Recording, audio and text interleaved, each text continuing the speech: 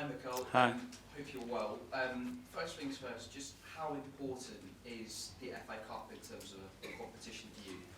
Well, a massive part of our history. You know, we won it 14 times.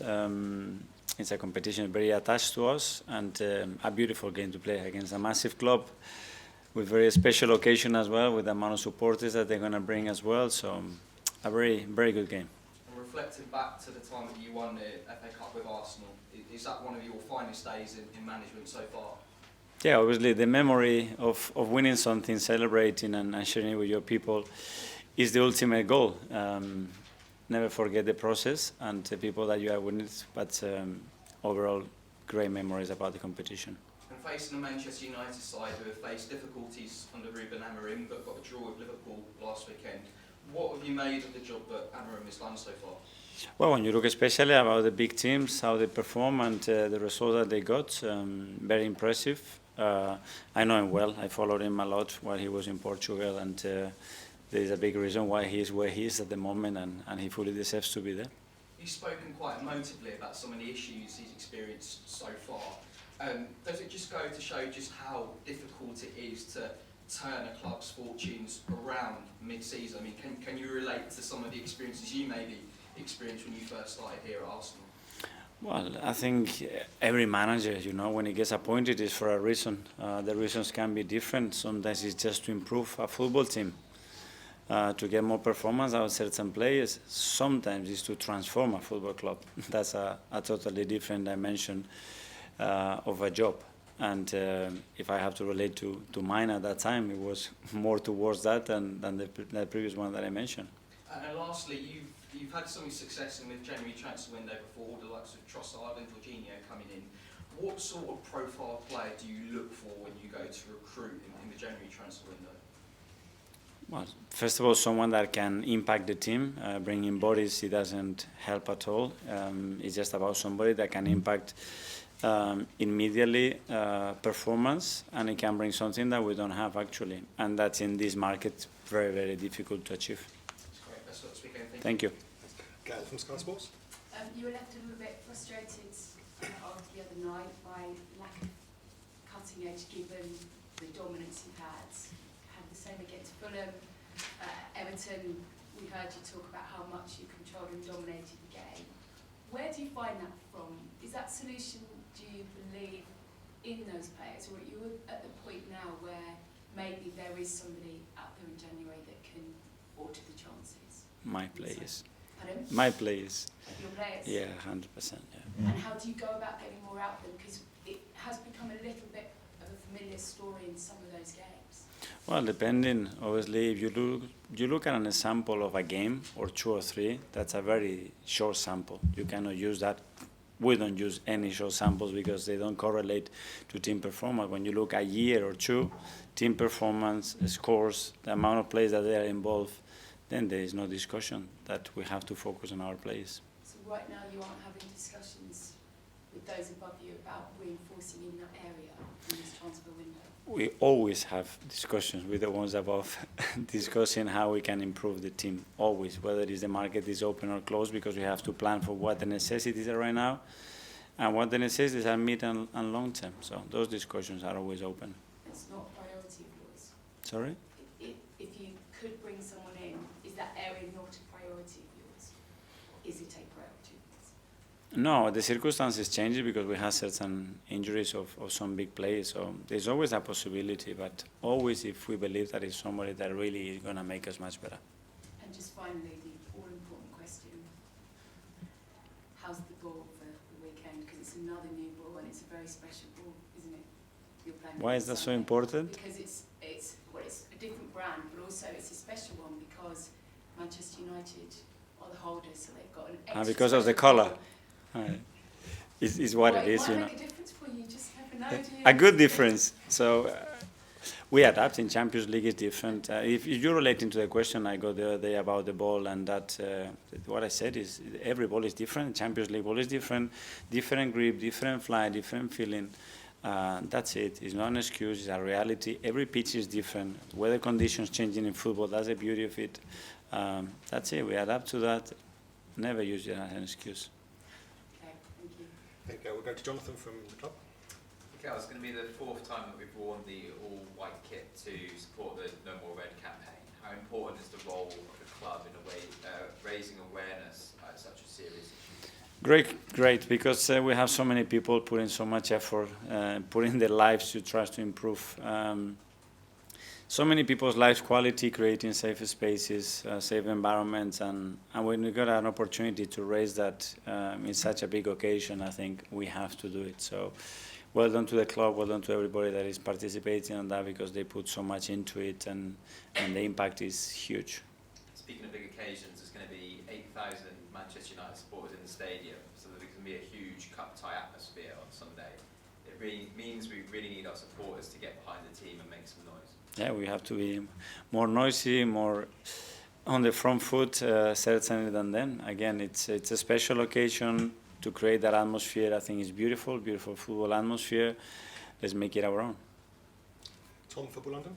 Just stick with the No More Red campaign. Obviously, it means playing in a different kit. I'm just curious, how does playing in a different kit to what you're usually used to, does it change anything in any way? It does change. Obviously, it's not something that we are used to it, but I think it's for the right reason, for the right motive, and let's use it in the right way. And usually in FA Cups, an opportunity for maybe some rotation. In particular, we see teams change their goalkeeper, and Neto's waited a very long time for an opportunity to play. Not saying it will be tomorrow or Sunday, but what has it been like with him being behind the scenes with the group but not being able to get on the field? What contributions has he made? Yeah, that's always with the players that not playing many minutes. In his case as well, because he was cup tied for the Carabao Cup, because David is doing so well, and we will decide what's the best option, because the history has changed a lot in the cup competition. When you look at last week, the lineups where it used to be years ago are completely different. So everybody has to be available and ready to play. Charles and goal. Just in response to what you said to Gail there, that you said sort of a small sample size of 2 or 3 games in terms of struggles in front of goal. But I think this season, 13 of your 30 games, you scored 1 or less, and you've only won a couple of those games. So it feels like it's a problem that's bigger than just a small sample size. It's about 43% of the season that the struggles in front of goal. So it does not feel like it's a little bit more of a concern. When we were the team that scored more goals in the calendar year in the Premier League, I don't think that can be a problem. One of those players, Martin, has been so sort of consistent in front of goal the last couple of seasons. I think he's only scored once this season, Yeah. and that wasn't from open play, it was a penalty. How big a concern is that? Why do you think we've sort of the goals we've come to expect from mine have dried up a little bit? Because there are moments sometimes, and probably sustaining, and that's again when you go to probability and when you go to samples, sustaining an attacking midfielder scoring 15 goals like he did 2 years ago, it doesn't happen, because it hasn't happened in 50 years. So we were very aware of that as well in the other side of the coin. So he's trying very hard. He had some big chances. We missed some opportunities. Just help him and make sure that he's confident enough to take the shots when he needs to do that, because he's so good at it. Let's go to Jordan from the Athletic. Okay, we're just on talk about Martin. You know, when he came back from injury, he really hit the ground running. Maybe in a few quieter games lately. That sort of coincided with Kyle going out injured. Is it a case that they've become so used to playing each other in every single thing they do that without the other one it takes them a little bit of time to adjust? It can be an element of that. Obviously, he's come from an injury, and the first maybe week or 2 you have that extra energy, and then you play every 3 days. He was ill as well for over a week, so that plays a part. So there are a lot of circumstances, but obviously it's inevitable to think when you have such a chemistry with a player and you are not together next to each other that you're going to notice something that is different. And just when we're looking at the market, potentially bringing in another forward, a lot of the signings the last couple of years have been versatile, can play 2 or 3 positions. Are you at the stage now where, if you're looking at forwards, do you want a specialist, or are you still looking for players who can play across all 3 positions? Well, in the front position, comparing to what other clubs have done and the expenditure that we had there, we are very far from it over the years, for different reasons. First of all, because we have already very good players, and because we had many necessities in the squad to achieve in that period. I was just going to ask about that, because as you say, your spending has tended to be focused on the back line or the midfield for goalkeepers. Is that something you're aware of, and is that something that now will change in your squad building? Yeah, very aware, because we have certain limitations, and we have a lot of gaps and a lot of things to cover to become the team that we want. And then the availability of those players, can you afford them as well, even if you want to? And sometimes being not possible. Simon Standard. Mikel, just ask you about when you won the FA Cup in 2020. As an experience when there was no sort of fans there, an empty stadium, what was it like that day? I was so happy, so proud, because it was a really tough period, emotionally as well. An experience, because obviously to take the first managerial job here in the middle of the season, then go home for 2.5 months, then start competing again in those circumstances, it was tricky, but I was so happy because it was a long time ago that we didn't win a trophy as well, and just want to replicate the same, but sharing it with our people. I was going to say, does having that experience where it was empty sort of motivate you more to be back there at Wembley, but 80,000 Yeah. family there? That's what we want. I mean, and we had some taste. It's not the same when we won the Community Shield a few times, but we won the big ones, and we won the big ones in front of our crowd.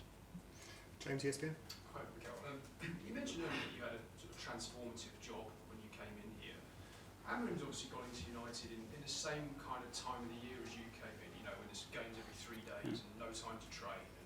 I mean, how hard did you find that during that first period to sort of implement what you wanted to do when you had no training blocks? Well, I had like Ruben has much more experience that I had at the time as well. So he's in a better place, and there's no COVID. So I think he's got better options in that case. It is tough because obviously you need time to implement your ideas, especially your way of playing and explaining that. And when you have that many games, it's tricky. So I understand. It's the first time he's had a clear week to work with his group before the Liverpool game. In the video analysis you've done, did you notice different things in United because they've had that week? Yeah, it's true. They play a little bit different as well with the personnel that they use, the location of certain players, that their characteristic of the players at the end dictates as well what they do, where they have more threats on both sides, 2 feet in behind, because that's at the end what determines the behaviors of a team. And it is different the last few weeks to when we played them here at home. So I'm expecting a few different things, yeah. Okay, last couple in the live section. Firstly, Phil at PA at the back there. Hi. Ian Wright said after the Newcastle game that you need help from the board because if it carries on like this, it's going to be difficult to score. Is that? Do you agree with that, or just your response to that? No. I have so much support from the board. I continue to have it, and we are all seeking and willing to do the same, which is to win the maximum amount of football matches in the way that we want to play, to achieve ultimately the goals that we want to achieve, which is to win trophies, and that support continues to be there, but we have our limitations. And it's always seems to be so much external noise, whether it's from ex-players or social media. How do you personally deal with that? Because there always seems to be someone telling you what you need to do. Sorry? There always seems to be someone telling you what you need to do in terms of like ex-players or social media or fans. How do you personally deal with that? I mean, that's their job as well, no? To have their opinion and to put them and present them and give the right reasons to do that. So for me, it's not a problem at all. Okay, Mel in Spanish.